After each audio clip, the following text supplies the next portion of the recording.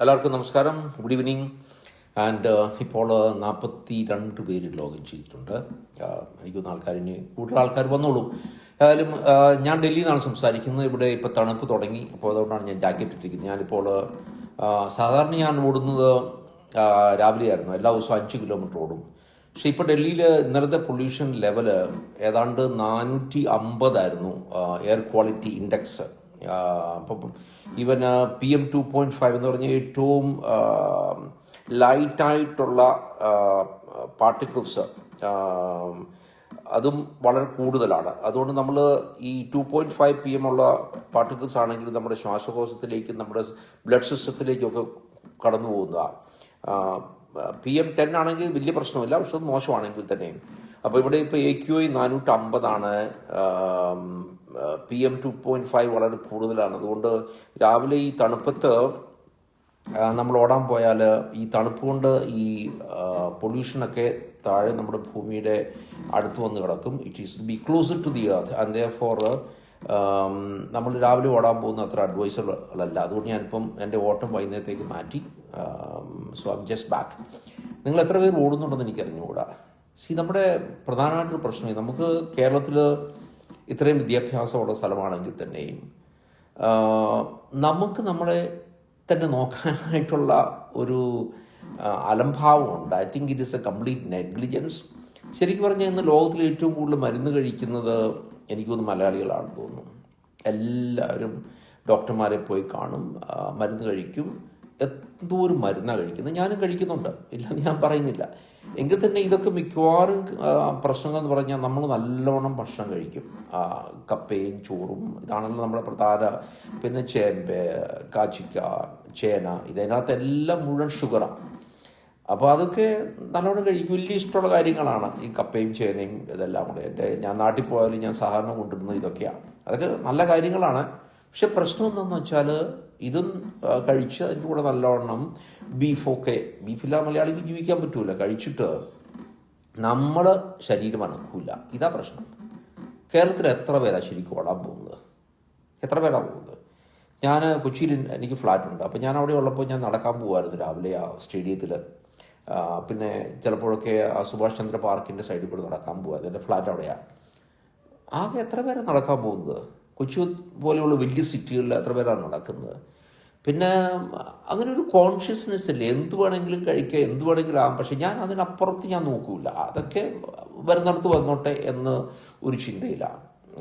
പക്ഷേ അത് പോരാ. കാരണം ഇത് നമ്മൾ ഒരു പ്രാവശ്യമല്ലേ ജീവിച്ചിരിക്കുള്ളൂ. ഇത് നമ്മുടെ സ്വന്തം ശരീരമല്ലേ, വേറെ ആരുടെ അല്ലല്ലോ. നമ്മൾ നോക്കണ്ടേ? സ്കൂളിൽ പോവുകയാണെങ്കിൽ ഇപ്പം പിള്ളേരെല്ലാം പഠിത്തമാണ്. അതിനപ്പുറത്ത് എത്ര പിള്ളേർ കളിക്കുന്നുണ്ട്? ഞങ്ങളൊക്കെ കൊച്ചിലായിരുന്നെങ്കിൽ കളി മാത്രമേ ഉള്ളായിരുന്നു. പഠിത്തം എന്നൊക്കെ പറഞ്ഞാൽ വൈകുന്നേരം പിന്നെ എൻ്റെ അപ്പൻ സ്കൂൾ ടീച്ചറായിരുന്നുകൊണ്ട് എല്ലാവരെയും മേശയിൽ ചുറ്റുമിരുത്തി പഠിപ്പിക്കുമായിരുന്നു. കാരണം അത് വളരെ ഡിസിപ്ലിൻഡ് ആയിട്ടുള്ള ആളായിരുന്നു. വലിയ ഡിസിപ്ലിനായിരുന്നു എൻ്റെ ഫാദർ. അതുകൊണ്ട് ചെയ്യുമായിരുന്നു. ഇപ്പോൾ എത്ര പിള്ളേരാണ് കളിക്കാൻ പോണത്? അടുത്തൊക്കെ പാർക്കുണ്ടാകാം. പക്ഷെ നമ്മുടെ പാർക്കുകളാണെങ്കിലും അവിടെ സാധാരണ പാമ്പുകളൊക്കെ കാണാനാണ് നല്ല ചാൻസ്. കാരണം നമ്മുടെ കേരളത്തിൽ ഒരൊറ്റ പാർക്ക് പോലും നല്ലവണ്ണം, മ്യൂസിയത്തിൻ്റെ പാർക്കിൽ അവിടുത്തെ തന്നെ ആ പാർക്ക് എടുക്കുകയാണെങ്കിൽ അവിടെ എവിടെയാണ് നടക്കാനുള്ള സൗകര്യം? നടക്കാൻ സൗകര്യമില്ല.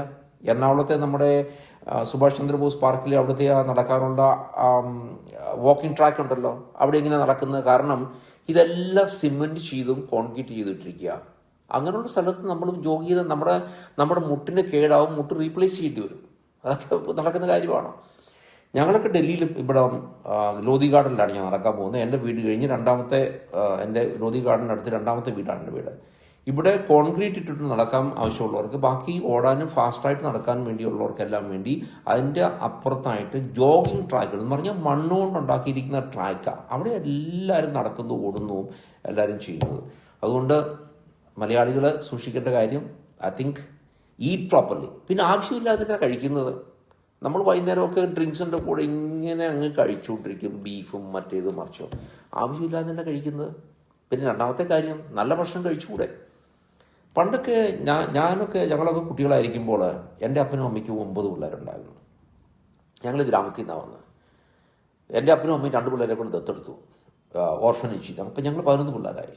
ഞങ്ങൾ സ്കൂളിൽ പോകുന്നതിന് മുമ്പ് എൻ്റെ അപ്പൻ ശരിക്കും പറഞ്ഞാൽ ഒരാളിന് പണി ചെയ്യുമായിരുന്നു, തിരിച്ചു വന്നിട്ട് ഒരാളിന് പണി ചെയ്യുമായിരുന്നു. പക്ഷേ അപ്പം മാത്രമല്ല, ഞങ്ങൾ ഈ പറയുന്ന 11 മക്കളെയും ഞങ്ങൾ പറമ്പിൽ ഇറക്കി കളയ്ക്കുകയൊന്നുമില്ലായിരുന്നു. പിന്നെ കല്ല് പറക്കുക, അതുപോലൊക്കെയുള്ള പുല്ല് പറിക്കുക, അതുപോലെയുള്ള കാര്യങ്ങളൊക്കെ. So it is A great experience. കാരണം ഒന്നാമത് നമുക്ക് എന്തുകൊണ്ട് ചെയ്തുകൂടെ? ഇപ്പം ഞാൻ തന്നെ ഡൽഹി താമസിക്കുന്നത് ഏതാണ്ട് 3 ഏക്കർ സ്ഥലമാണ് എൻ്റെ വീട്ടിലിരിക്കുന്നത്. ഗവൺമെൻറ് ബംഗ്ലാവാട്ടെ, എൻ്റെ അല്ല, ഈ ജനങ്ങളുടെ ബംഗ്ലാവാണ്. 2 ലോധി എസ്റ്റേറ്റ്, ഖാൻ മാർക്കറ്റിൻ്റെ നേരെ ഓപ്പോസിറ്റാണ്. ഇവിടെ എൻ്റെ വീട്ടിൽ ആവശ്യമുള്ള പച്ചക്കറി മുഴുവൻ ഞങ്ങൾ കൃഷി എടുക്കുന്നുണ്ട്. പിന്നെ എൻ്റെ വീടിൻ്റെ കൂടെ തന്നെ 10 സെർവൻസ് ക്വാർട്ടേഴ്സ് ഉണ്ട്. അവിടെ 10, 30, 40 പേര് താമസിക്കുന്നുണ്ട്. അവർക്കെല്ലാം ആവശ്യമായ മിക്കവാറും ആൾക്കാർക്ക് ആവശ്യമായിട്ടുള്ള പച്ചക്കറികളെ ഞങ്ങൾ ഉൽപ്പാദിപ്പിക്കുന്നുണ്ട്. പിന്നെ അടുത്ത വീട്ടിലൊക്കെ കൊടുത്തു വിടും. കൂടുതൽ വിൻ്ററിൽ ഇപ്പോൾ ഞങ്ങളിപ്പോൾ തൈ വാങ്ങിയിരിക്കുകയാണ്. അത് വളർന്നു വരുമ്പോഴത്തേക്ക് ധാരാളം വിൻ്റർ വെജിറ്റബിൾസ്, അല്ലെങ്കിൽ പിന്നെ സമ്മറിലാണെങ്കിൽ തന്നെയും ആവശ്യമുള്ള പച്ചക്കറികൾ ഞങ്ങൾ തന്നെ ഉണ്ടാക്കുന്നുണ്ട്. കേരളത്തിൽ എല്ലാവർക്കും കുറേയൊക്കെ സ്ഥലമുള്ളതല്ലേ. നമ്മുടെ ഡൽഹി പോണക്ക് മുഴുവൻ കോൺക്രീറ്റ് അല്ലല്ലോ.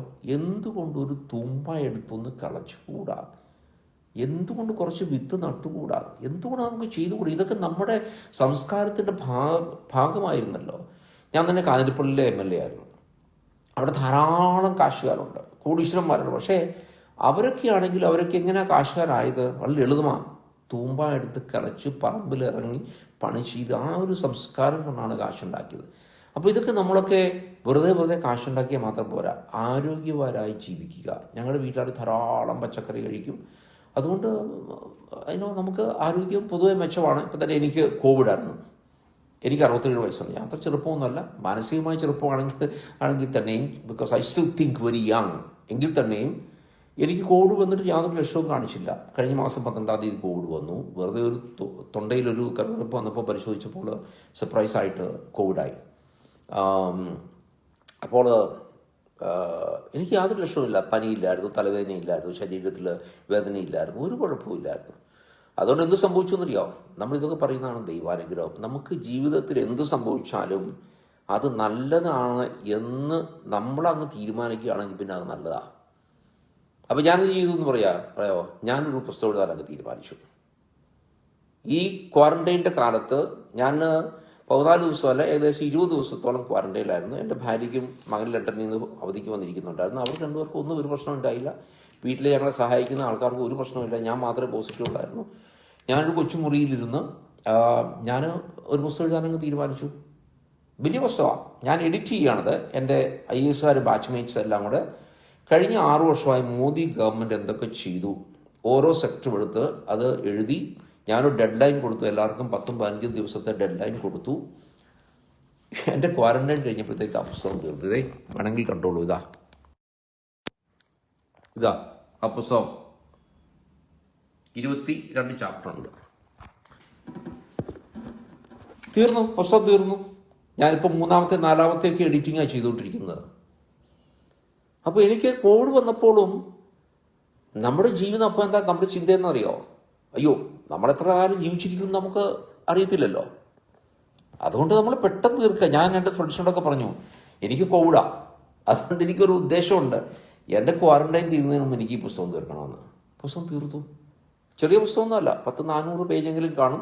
ഏതാണ്ട് 1,00,000 വാക്കുകളുണ്ട്. സാധാരണ പുസ്തകം 300 പേജൊക്കെ ആണെങ്കിൽ ഏതാണ്ട് 80,000 വാക്കാണ്. ഇത് 1,00,000 വാക്കുകളാണ്.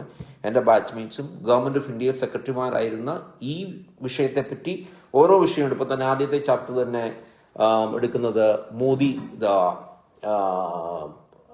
റിഫോമർ. മോദി എങ്ങനെ ഒരു മാറ്റങ്ങൾ വരുത്താനുള്ള ഒരാളായിരുന്നു. അത് കഴിഞ്ഞ് പിന്നെ റോഡുകൾ. ഇന്ത്യയിലെ മോദി സർക്കാർ വന്നപ്പോൾ വെറും 3 കിലോമീറ്റർ 4 കിലോമീറ്റർ ഒക്കെയാണ് ഒരു ദിവസം റോഡ് ഉണ്ടാക്കിയിരുന്നത്. അതിപ്പോൾ എത്രയാണെന്നറിയോ? 30 കിലോമീറ്റർ കൂടിയായി ഒരു ദിവസം ഉണ്ടാക്കുന്ന റോഡിൻ്റെ അളവ്. അതുപോലെ തന്നെ സാനിറ്റേഷൻ, ടോയ്ലറ്റ്. അത് മലയാളികൾക്ക് പറഞ്ഞാൽ മഹാപുച്ഛമാണല്ലോ. എന്നെ മിക്കപ്പല്ലൊക്കെ വിളിക്കുന്നതും ടോയ്ലറ്റ് കണ്ടെന്താണെന്ന്. കുഴപ്പമില്ല. മലയാളികൾക്ക് ഇതൊന്നും മനസ്സിലാകാൻ വലിയ പാടാ. ഇന്ത്യയിൽ 62% ആൾക്കാരും ഈ സർക്കാർ വന്നപ്പോൾ ടോയ്ലറ്റ് ഇല്ലാത്തവരായിരുന്നു. മലയാളിക്ക് മനസ്സിലാവുമോ? ഇല്ല. മഹാപുച്ഛമല്ലേ? 62%, 38% ആൾക്കാർക്ക് മാത്രമേ ഇവിടെ ടോയ്ലറ്റ് ഉണ്ടായിരുന്നുള്ളൂ. എന്ന് പറഞ്ഞാൽ ഏകദേശം എത്രയാ? 100 കോടി ആൾക്കാർ, 90 കോടി ആൾക്കാർ അവർക്ക് ടോയ്ലറ്റ്, 90 കോടി ആൾക്കാർക്ക് അവർക്ക് ടോയ്ലറ്റ് ഇല്ലായിരുന്നു. പ്രധാനപ്പെട്ട കാര്യമാണോ? ഒന്ന് ചിന്തിച്ചു നോക്കുമോ? സ്ത്രീകൾ, കുട്ടികൾ, പെൺകുട്ടികൾ ടോയ്ലറ്റ് ഇല്ലാത്ത ജീവിതം എങ്ങനെയാണെന്ന് മനസ്സിലാവുമോ? വലിയ പാടാ. അവർക്ക് ഇങ്ങനെ വനം പോണക്ക്, നമ്മുടെ ഒക്കെ പറമ്പോണക്ക് സ്ഥലം കിടപ്പുണ്ടോ? ഇല്ല. ഞാൻ ഡൽഹി കമ്മീഷണറായിരുന്ന ആളല്ലേ. ഇവിടുത്തെ ഏതാണ്ട് 50% കൂടുതൽ ആൾക്കാർ താമസിക്കുന്നത് ചേരിയില്ല. എന്ന് പറഞ്ഞാൽ ഞങ്ങൾ തന്നെ പ്രവർത്തിച്ചുകൊണ്ടിരുന്ന, എൻ്റെ പ്രസ്ഥാന ജനശക്തി തന്നെ പ്രവർത്തിച്ചുകൊണ്ടിരുന്ന സ്ഥലത്ത് ഏതാണ്ട് 5-8 ഏക്കറിലകത്ത് കൃത്യ സ്ഥലം എത്രയാണെന്ന് എനിക്ക് അറിഞ്ഞുകൂടാ. അതിനകത്ത് 30,000 ആൾക്കാരായിരുന്നു. 30,000 കുടുംബങ്ങളല്ല, 30,000 ആൾക്കാർ. ഞങ്ങളവിടെ 8 വർഷം അവിടെ ആശുപത്രി നടത്തി, ടോയ്ലറ്റ് കോംപ്ലക്സ് നടത്തി. എന്തുകൊണ്ടാണ്? ഒരൊറ്റ ഈ 30,000 പേർക്ക് ഒരൊറ്റ ടോയ്ലറ്റ് പോലും ഇല്ലായിരുന്നു, കക്കൂസ് പോലും ഇല്ലായിരുന്നു. ഒരൊറ്റ കുട്ടി സ്കൂളിൽ പോകുന്നില്ലായിരുന്നു. അപ്പം നമ്മൾ സ്കൂൾ തുടങ്ങി, ഞങ്ങളുടെ അവിടെ ടൈലറിംഗ് സെൻറ്റർ തുടങ്ങി സ്ത്രീകൾക്ക് തൊഴിൽ കിട്ടാൻ വേണ്ടി. അപ്പോൾ ഈ ടോയ്ലറ്റ് എന്ന് പറഞ്ഞാൽ അതിൻ്റെ പ്രാധാന്യം മലയാളിക്ക് മനസ്സിലാവില്ല. കളിയാക്കിക്കോ, എനിക്കിതൊന്നും ഏക്കുകയറുന്നേ, എത്ര പറഞ്ഞാലും ഏക്കൂല. കാരണം ജനങ്ങൾക്ക് എന്ത് വേണോ, അവർക്ക് എന്ത് പ്രധാനപ്പെട്ട കാര്യമാണോ എന്ന് ഞങ്ങൾക്കറിയാം. ഞങ്ങൾക്കറിയാമെന്ന് പറഞ്ഞാൽ ഞങ്ങൾക്ക് ഈ ജീവിതത്തിൽ കൂടെ ഇങ്ങനെ വന്നതാണ്, അതുകൊണ്ട് അറിയാം. അതുകൊണ്ട് പുച്ഛിച്ചോ. ഞങ്ങളെത്ര ടോയ്ലറ്റ് ഉണ്ടാക്കിയെന്ന് പറയാം. 10 മില്യൺ ടോയ്ലറ്റുകൾ, 10 കോടി ടോയ്ലറ്റ് ഉണ്ടാക്കി എന്ന് പറഞ്ഞാൽ 105 മില്യൺ ടോയ്ലറ്റുകൾ, 10 കോടി ടോയ്ലറ്റ് ഉണ്ടാക്കി. ലോക ചരിത്രത്തിൽ ആർക്കെങ്കിലും ചെയ്യാൻ സാധിച്ചിട്ടുണ്ടോ? ഉണ്ടോ? ചരിത്രത്തിൽ പഠിച്ചോളൂ. നടന്നിട്ടുണ്ടോ? 38% നിന്ന് 100% ടോയ്ലറ്റ് 3 വർഷം 4 വർഷം കൊണ്ട് പണിയാന്ന് പറഞ്ഞ് ലോക ചരിത്രത്തിൽ എവിടെ നടന്നിട്ടുണ്ടോ? ലോക ചരിത്രത്തിൽ നടന്നിരിക്കുന്ന ഏറ്റവും വലിയ വിപ്ലവമാണ്. മലയാളിക്ക് പുച്ഛമല്ലേ? പുച്ഛിച്ചോളൂ, നിങ്ങൾ ഉറക്കിയിൽ ചിരിച്ചോളൂ, ഞങ്ങൾക്കൊരു പ്രശ്നമില്ലല്ലോ. പിന്നെ എഴുതുന്ന ഇന്റേണൽ സെക്യൂരിറ്റി. നമ്മുടെ ഈ രാജ്യം എൻ്റെ രാജ്യമാണ്, നമ്മുടെ രാജ്യമാണ്, അതിനെ സംരക്ഷിക്കുക എന്നുള്ളതാണ് ഏറ്റവും പ്രധാനപ്പെട്ട കാര്യമെന്ന് മോദി അങ്ങ് തീരുമാനിച്ചു. ഇവിടെ തോന്നിവാസം നടക്കൂല. അതുകൊണ്ട് കാര്യങ്ങൾ നടക്കുന്നുണ്ട്. ക്രമസമാധാനം സംസ്ഥാനങ്ങളുടെ ചുമതലയാണെങ്കിൽ തന്നെയും കേന്ദ്രത്തിനും ചുമതലകളുണ്ട്. അത് കാര്യമായി എടുത്ത് പലരും ചോദിക്കും, ഇവിടെ തോന്നിവാസങ്ങൾ നടക്കുന്നില്ല, എല്ലാം നിയമം അനുസരിച്ചാണ് നടക്കുന്നത്. ഒരു കാര്യം നമ്മൾ ഓർക്കണം. കഴിഞ്ഞ ദിവസം മോദി പറഞ്ഞു, തെരഞ്ഞെടുപ്പിൽ പോയി വോട്ട് ചെയ്താൽ പിന്നെ ഇത് ബാക്കി മുഴുവൻ സർക്കാരിൻ്റെ പണിയാണ്, എൻ്റെ അല്ല. ഈ രാജ്യത്ത് എനിക്കൊരു ചുമതലയില്ല. രാവിലെ കയറി ഫേസ്ബുക്കിൽ കയറി 2 തെറി പറയുക, പറ്റുമെങ്കിൽ പ്രധാനമന്ത്രി അല്ലെങ്കിൽ പിണറായി വിജയനാണ്, കുഴപ്പമില്ല. അൽഫോൻസ് കണ്ണന്താനത്തിൽ തെറി പറയുക, ഞാൻ പോയി വോട്ട് ചെയ്യും ജോസഫ്. ഇതാണ് ജനാധിപത്യം? സോറി, നോ, ഇതല്ല ജനാധിപത്യം. ജനാധിപത്യത്തിൽ ഓരോ ദിവസവും നമുക്ക് ഉത്തരവാദിത്തം. എങ്ങനെ നമ്മൾ തിരഞ്ഞെടുത്തിരിക്കുന്ന സർക്കാരിന് ഉത്തരവാദിത്വമുണ്ടോ അതുപോലെ തന്നെ നമുക്ക് ഉത്തരവാദിത്വമാണ് നമ്മുടെ രാജ്യത്ത് കാര്യങ്ങൾ ഭംഗിയായിട്ട് നടക്കുന്നു എന്ന്. ഇല്ലെങ്കിൽ ശബ്ദമുണ്ടാക്കണം, ശബ്ദം ഉയർത്തണം. അതിനുവേണ്ടി നമ്മൾ പോരാടണം. അല്ലാതെ വേറെ സർക്കാർ. കഴിഞ്ഞ ദിവസം ഞാനൊരു ഫേസ്ബുക്കിലൊരു കാര്യം പോസ്റ്റ് ചെയ്തു. ഒരു പട്ടിണി പാവത്തിലുള്ള ഒരു അപ്പനെ ഒരു കുട്ടിയെ കൊണ്ട് ഇങ്ങനെ ഒരു കമ്പലിങ്ങനെ പൊക്കി, അതാണ് ഇങ്ങനെ ഈ റോഡ് സൈഡിലൊക്കെ പോകുമ്പോൾ നമ്മൾ കാണാമല്ലോ, പിള്ളേരെ കൊണ്ട് മാജിക്ക് കാണിക്കുന്നതൊക്കെ. കാണിച്ചപ്പോൾ എന്താ നിങ്ങളുടെ സർക്കാർ ചെയ്യുന്നത് കണ്ടില്ലേ? മോദിയുടെ കുഴപ്പമല്ലേ? ആരുടെ കുഴപ്പമാണ്? മോദി ഭരണത്തിൽ വന്നിട്ട് വെറും 6 വർഷമായിട്ടുള്ളൂ. നമുക്ക് സ്വാതന്ത്ര്യം കിട്ടിയിട്ട് 10-75 വർഷമായില്ലേ? എന്താ സംഭവിച്ചിരിക്കുന്നത്? ആരുടെ കുഴപ്പമാണ്? നമുക്കും കുറേയൊക്കെ ചെയ്തുകൂടെ? അപ്പോൾ അത് കണ്ടില്ലേ, പട്ടിണി കിടക്കുന്ന ആൾക്കാർ മോദി എന്താ ചെയ്യുന്നത്? 80 കോടി ആൾക്കാർക്ക് 6 മാസത്തേക്ക് വെറുതെ ഭക്ഷണം കൊടുക്കുന്നു. ലോക ചരിത്രത്തിൽ വേറെ ആരെങ്കിലും കണ്ടിട്ടുണ്ടോ ഇങ്ങനെ? ഏതെങ്കിലും രാജ്യത്ത് കണ്ടിട്ടുണ്ടോ? ഇല്ല. ഇത് കാണാവോ? ആ പട്ടിണി കിടക്കുന്നോ? അപ്പോൾ മോദി ഉത്തരവാദിയാണ്. യെസ്, മോദിക്ക് ഉത്തരവാദിത്തമുണ്ട്, നമുക്കും ഉത്തരവാദിത്തമുണ്ട്. ഞാൻ ചോദിച്ചോട്ടെ, ഞാൻ പല ദിവസമായിട്ട് ഫേസ്ബുക്കിൽ പോസ്റ്റ് ചെയ്യുന്നുണ്ട്. ഞങ്ങൾ ചെയ്തത് ഈ കൊറോണ കാലത്ത്, ശരിക്കും പറഞ്ഞാൽ മന്ത്രിയായിരുന്ന സമയത്തേക്കാളും കൂടുതൽ കാര്യങ്ങൾ ചെയ്തിരുന്നത് ഈ കൊറോണയുടെ കാലത്ത് വീട്ടിലിരിക്കുന്ന സമയത്ത്. ആദ്യം ചെയ്തത് എന്താണെന്നറിയാമോ? ഒരു വാട്സപ്പ് ഗ്രൂപ്പ് ഉണ്ടാക്കി, ഡിസ്ട്രസ് മാനേജ്മെൻറ്റ് കളക്റ്റീവ്. നമ്മൾ പറഞ്ഞു മനുഷ്യന് പട്ടിണി കിടക്കരുത്. Justice Kurian Joseph sir chief പേട്രനാണ്, ഞാൻ പേട്രനാണ്. ഞങ്ങൾ 300 പേരേ ഉള്ളൂ ഈ ഗ്രൂപ്പിൽ. ഞങ്ങൾ മിക്കവാറും പേര് അങ്ങോട്ടും ഇങ്ങോട്ടും കണ്ടില്ല. ഞങ്ങൾ ഈ 6-7 മാസം കൊണ്ട് എത്ര പേർക്ക് ഭക്ഷണം കൊടുത്തു എന്നറിയാമോ? ഞങ്ങളുടെ ഈ ഡിസ്ട്രസ് മാനേജ്മെൻറ്റ് കളക്റ്റീവ് മാത്രം ഏതാണ്ട് 10 ലക്ഷം ഭക്ഷണ പൊതികൾ എത്തിച്ചിട്ടുണ്ട്. ഇത് ഫുഡ് കിറ്റായിട്ട് എത്തിക്കുന്നത്. അപ്പോൾ ഒരു മാസത്തേക്കുള്ള ഭക്ഷണം എത്തിക്കുക.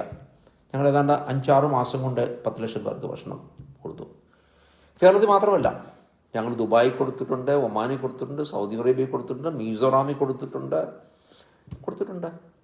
പറ്റുമോ? പറ്റും, വേണമെന്ന് വെക്കണം.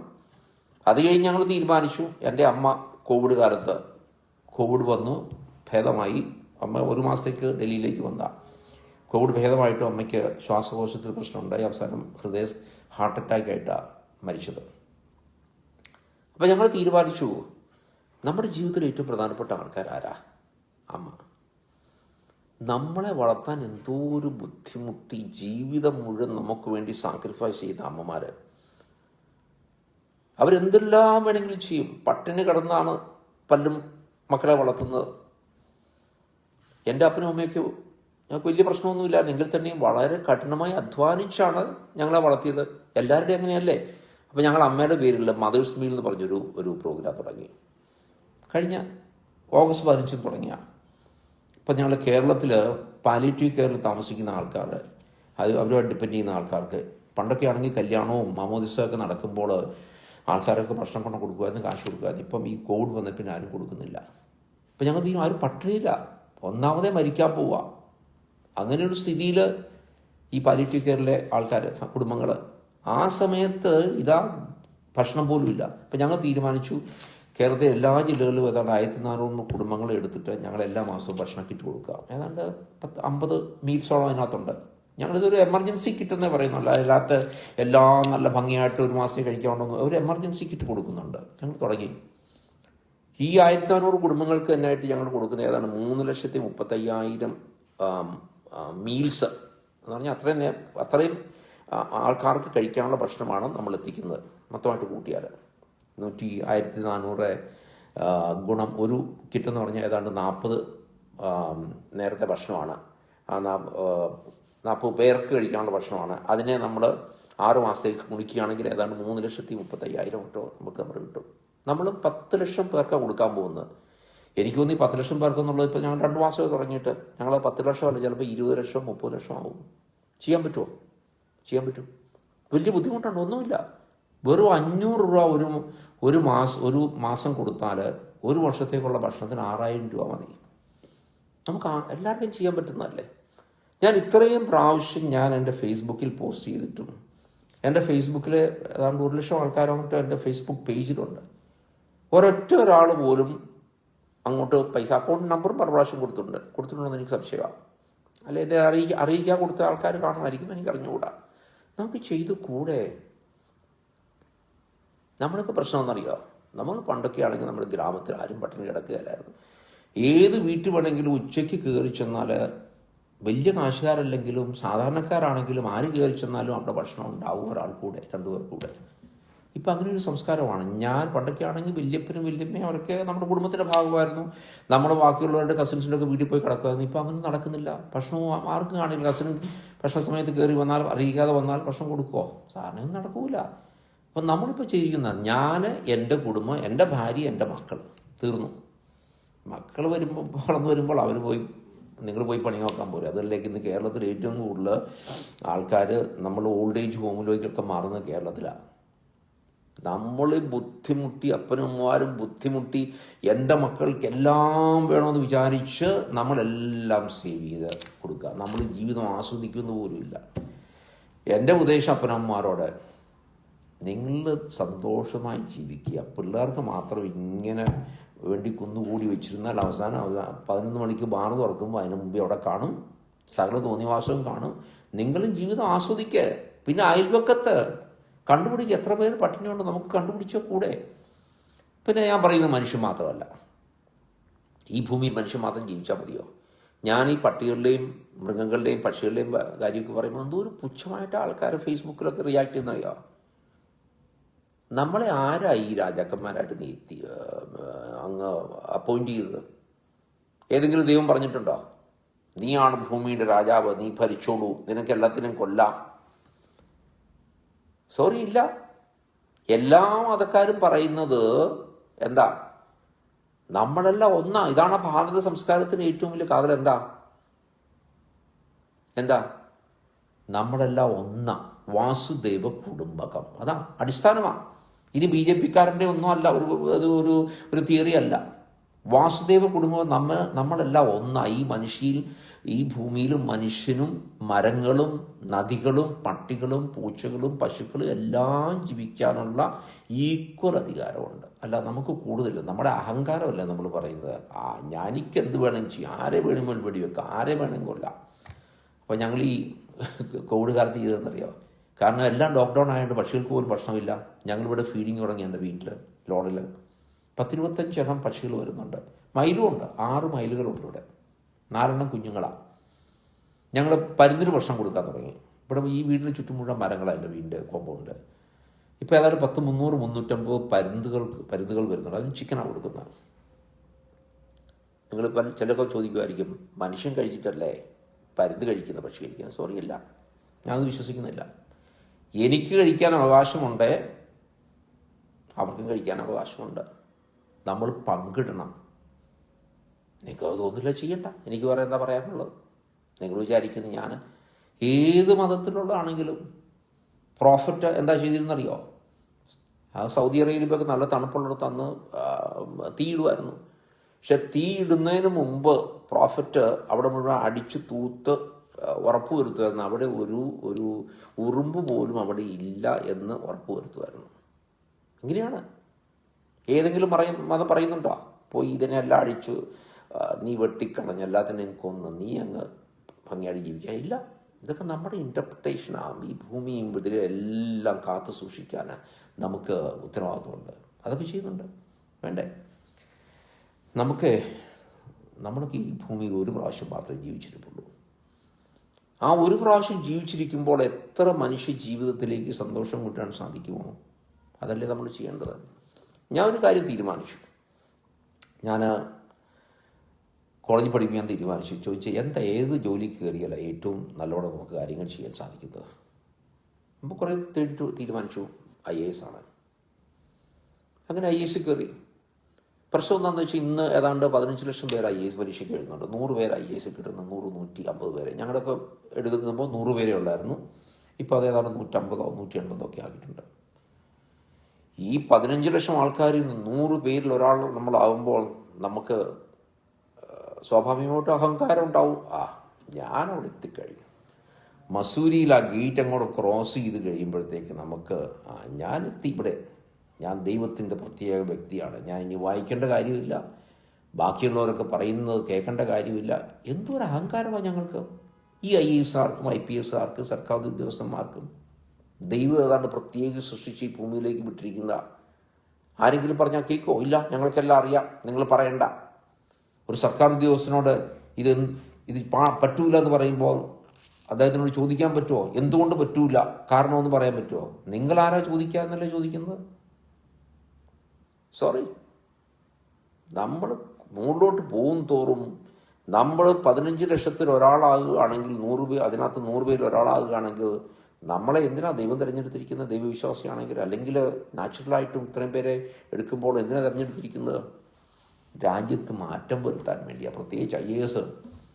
ഈ സർവീസ് വേണ്ടാന്ന് വെക്കാനായിട്ട് കോൺസ്റ്റിറ്റ്യൂവൻ്റ് അസംബ്ലി എല്ലാ ചർച്ചയും വന്നപ്പോൾ സർദാർ പട്ടേൽ മാത്രമാണ് പറഞ്ഞത് ഈ സർവീസ് ആവശ്യമാണ്, ഈ രാജ്യത്തെ ഒരുമിച്ച് നിർത്താൻ വേണ്ടി ഇത് ആവശ്യമാണെന്ന് സർദാർ പട്ടേൽ പറഞ്ഞു. അങ്ങനെ IAS ഉണ്ടാക്കി. പിന്നെ നിങ്ങൾ തിരഞ്ഞെടുക്കുന്ന ജനപ്രതിനിധികൾ ഞങ്ങൾക്ക് അഹങ്കരിക്കാനുള്ള എന്താ വകുപ്പുള്ളത് ചോദിച്ചോട്ടെ. എന്തൊരു പാടാ മന്ത്രിമാരെ കാണാൻ, MLA-മാരെ കാണാൻ, MP-മാരെ കാണാൻ. കേരളത്തിൽ പിന്നെ കുറച്ചൊക്കെ എളുപ്പമാണ്. സാധാരണ MLA-മാരും MP-മാരും ഒക്കെ ജനങ്ങളുടെ അടിയിലേക്ക് ഇറങ്ങി വരും, അവർ മീറ്റ് ചെയ്യും. പക്ഷേ പലയിടത്തും എന്തൊരു പ്രശ്നമാണ്. ശരിയാണോ ഇത്? മന്ത്രിമാരായാൽ പിന്നെ ആരെങ്കിലും ഫോൺ വിളിച്ചാൽ എടുക്കുമോ? എടുക്കൂല. പ്രൈവറ്റ് സെക്രട്ടറി ആയിരിക്കും എടുക്കുന്നത്. 3-4 ഫോണും തിരിഞ്ഞും മറിഞ്ഞും മന്ത്രിയെ കിട്ടാൻ നോക്കിയാൽ പറ്റുമോ? ഇതൊക്കെ ശരിയാണോ? ജനാധിപത്യത്തിൽ ശരിയാണ്? എൻ്റെ കാഴ്ചപ്പാട് തെറ്റാ. നമ്മൾ ഏറ്റവും മുകളിലത്തെ ആ ഒരു ലെവലിലേക്ക് ആരാ തിരഞ്ഞെടുത്തത്? ജനാധിപത്യത്തിൽ ജനങ്ങൾ തിരഞ്ഞെടുക്കുമ്പോൾ ഇങ്ങനെ ചെയ്യാൻ നമുക്ക് അവകാശമുണ്ടോ? ഇല്ല, തെറ്റാണ്.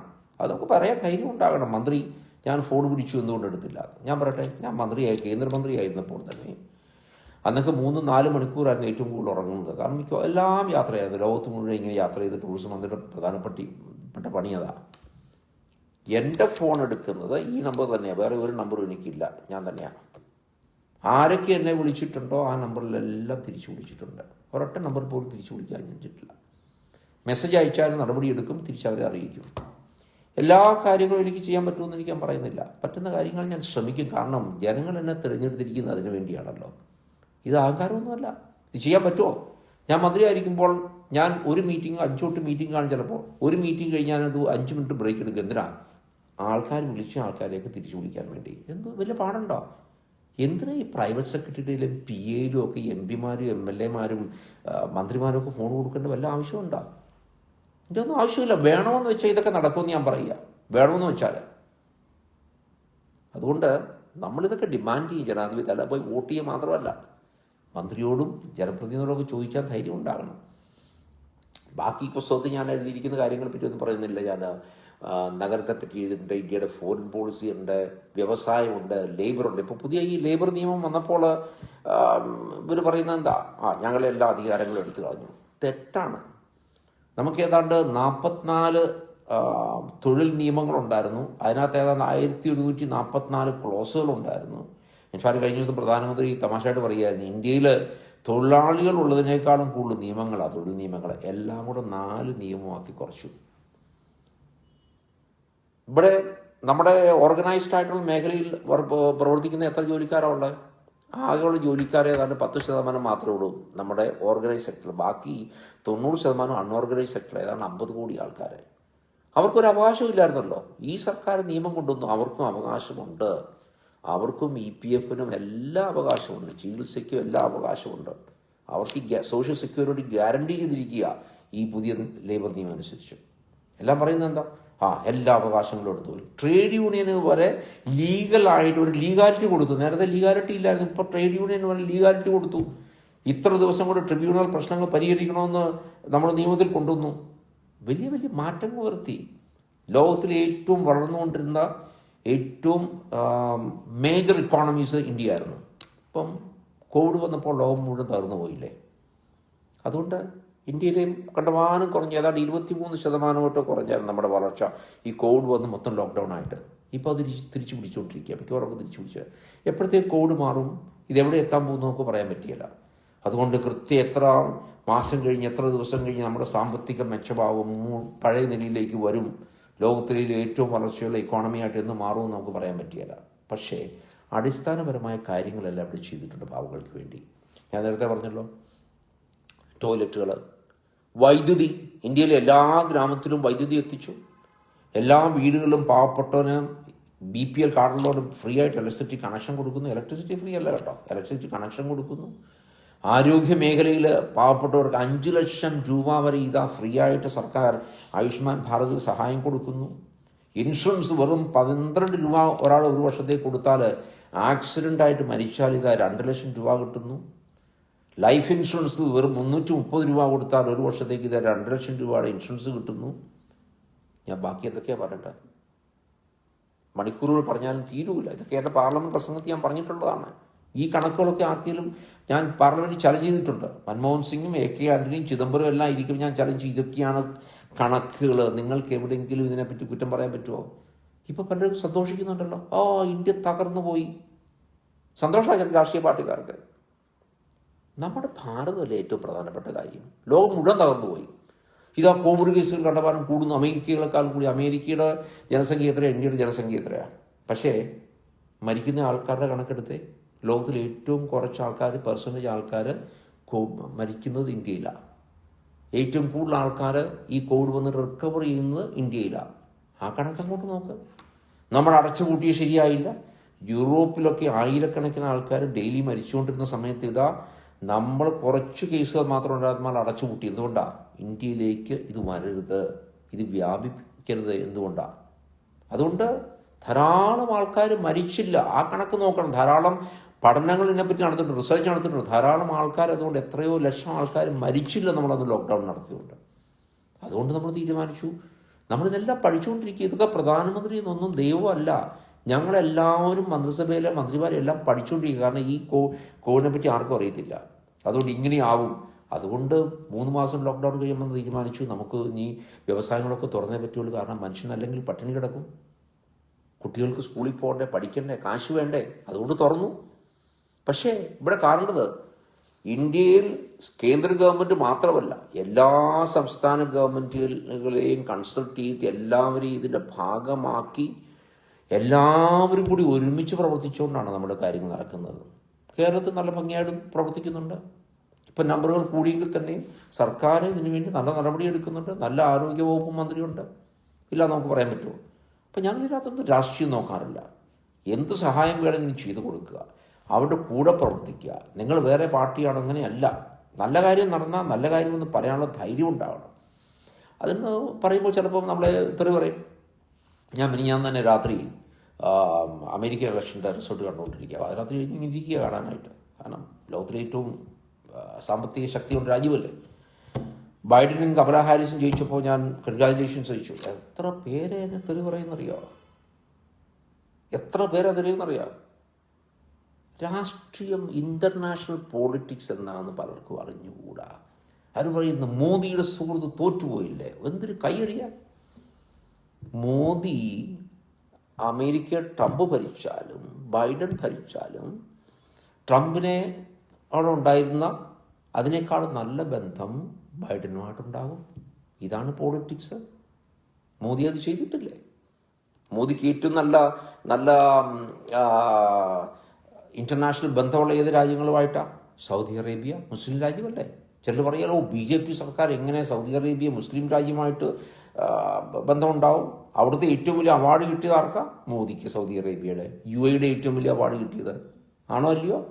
അതുകൊണ്ട് ചിലർ വിചാരിക്കുന്ന പോണക്കൊന്നുമല്ല. നിങ്ങൾ സംഘിയാണ്. എനിക്ക് പലരും അറിയാം നിങ്ങൾ സംഘി, അതുകൊണ്ട് നിങ്ങൾ എന്തുകൊണ്ട് ട്രംപ് തോറ്റപ്പോൾ പറഞ്ഞു. ഇൻ്റർനാഷണൽ പോളിറ്റിക്സ് എൻ്റെ ബന്ധു സുഹൃത്തുക്കളെ ഇങ്ങനെയൊന്നും നടക്കുന്നത്.